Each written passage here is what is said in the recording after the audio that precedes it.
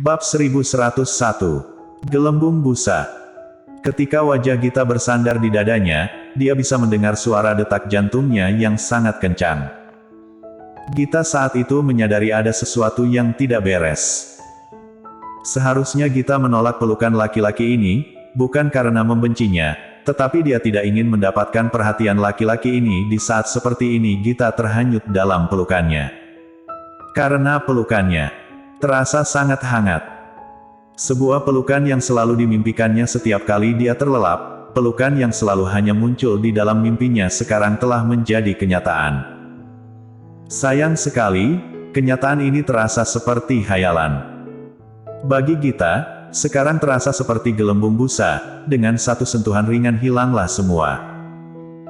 Tetapi meskipun mengetahui kenyataan pahit ini, seperti hewan-hewan kecil yang suka terbang mendekati api, Gita juga demikian.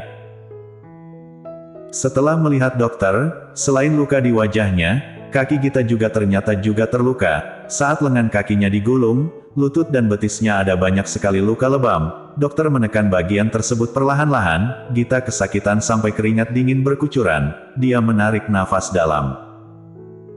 Melihat reaksi Gita, dokter menyarankan, jika bisa, lebih baik dironsen untuk mengetahui jika ada tulang yang retak.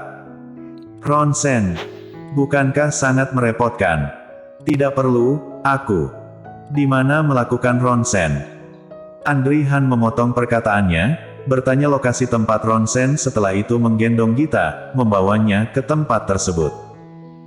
Hasilnya sangat cepat, setelah melihatnya dokter mengatakan pada Gita. Dari gambarnya tulangmu baik-baik saja, tetapi untuk sementara kamu jangan terlalu banyak berjalan, harus banyak istirahat. Aku akan memberikan obat untuk luka di wajahmu, untuk kakimu aku akan memberikan resep yang lain. Terima kasih dokter. Setelah mendapatkan resep dokter, Gita duduk di bangku panjang dan menunggu. Andri Han pergi mengambil obatnya, Gita duduk termenung di sana, mengingat kembali semua yang telah terjadi hari ini. Memikirkannya, rasa takut menguasainya, dia sama sekali tidak bisa berpikir dengan jernih.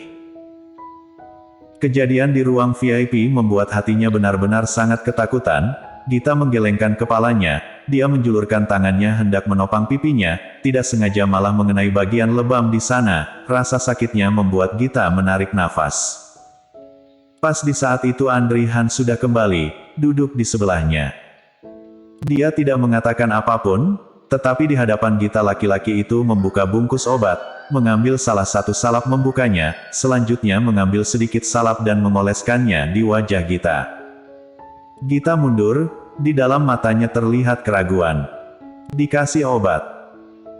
Andri Han berusaha menjelaskan, dengan keras kepala tetap mendekati Gita, meskipun gerakannya terlihat kasar, ini tetapi saat jari jemarinya menyentuh wajah Gita tenaganya langsung dikurangi. Rasa hangat dari jari jemari Andri Han ditambah dengan salap yang dingin, mengenai permukaan wajah Gita. Gita diam dan membiarkan Andri Han mengoleskan salap di wajahnya, dia tidak berani melihat Andri Han.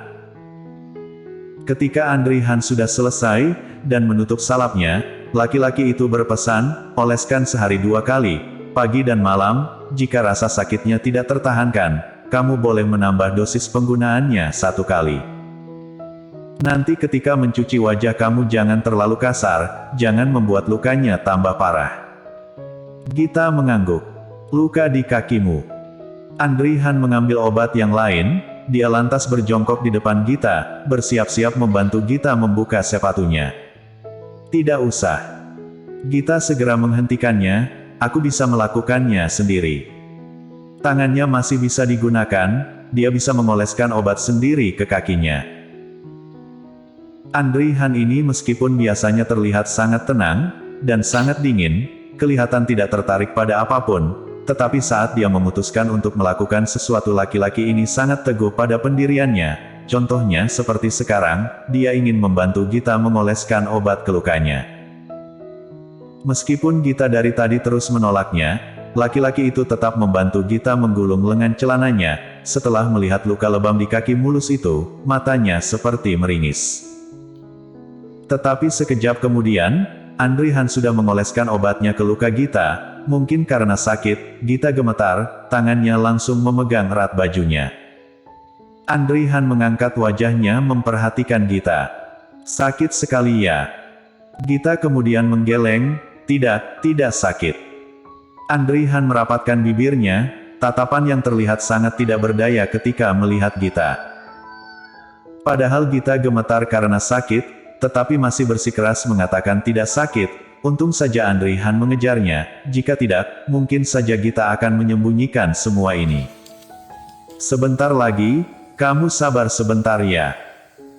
Menyelesaikan perkataannya, sentuhan Andri Han semakin lembut, dia juga sangat cekatan, jadi Gita tidak perlu menahan rasa sakit untuk waktu yang lama.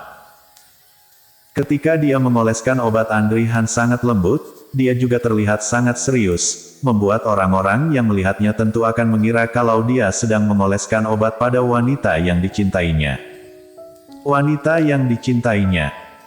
Ketika kata-kata ini muncul di dalam benak Gita, langsung ditolak mentah-mentah oleh pikiran Gita sendiri, bagaimana mungkin? Gita kemudian menggigit bibir bawahnya, karena tidak bisa menahannya lagi dia lantas bertanya. Mengapa kamu membawaku ke rumah sakit? Sebenarnya Gita ingin bertanya mengapa Andri Han tiba-tiba bersikap sangat baik padanya, tetapi setelah dipikir-pikir dia tidak enak hati mengucapkannya, mungkin saja bagi Andri Han ini bukan apa-apa bukan. Jadi dia mengganti pertanyaannya dengan mengapa harus membawanya ke rumah sakit. Dia pikir, Andri Han pasti paham maksudnya. Kamu terluka sampai seperti ini, jika tidak pergi ke rumah sakit, kamu mau pergi kemana lagi? Selanjutnya, Andri Han membuat Gita sangat kecewa, dia seperti tidak paham maksud pertanyaan Gita, jawaban yang diberikannya bukan yang diinginkannya. Salah. Andri Han tidak bodoh, bagaimana mungkin dia tidak memahami maksud pertanyaannya? Mungkin saja, dia paham, tetapi dia pura-pura tidak paham, jadi dia menjawab asal-asalan. Benar juga, jawaban seperti ini terdengar lebih sesuai. Hanya saja Gita sangat tidak rela, dia ingin menanyakannya kembali, tidak bisa menahan diri menatap wajah laki-laki itu untuk lebih lama. Kalau begitu kamu antarkan saja aku ke rumah sakit, mengapa kamu masih harus tinggal, membantu aku mengoleskan luka? Andri Han. Bibir tipisnya dirapatkan, gerakan tangannya sangat lambat, jika sebelumnya Andri Han bisa mengatakan kalau dia tidak mengerti maksud pertanyaan Gita, sekarang, dia sudah paham. Gita sedang bertanya, bukankah Andri Han sudah menolaknya? Mengapa dia masih berinisiatif mendekatinya?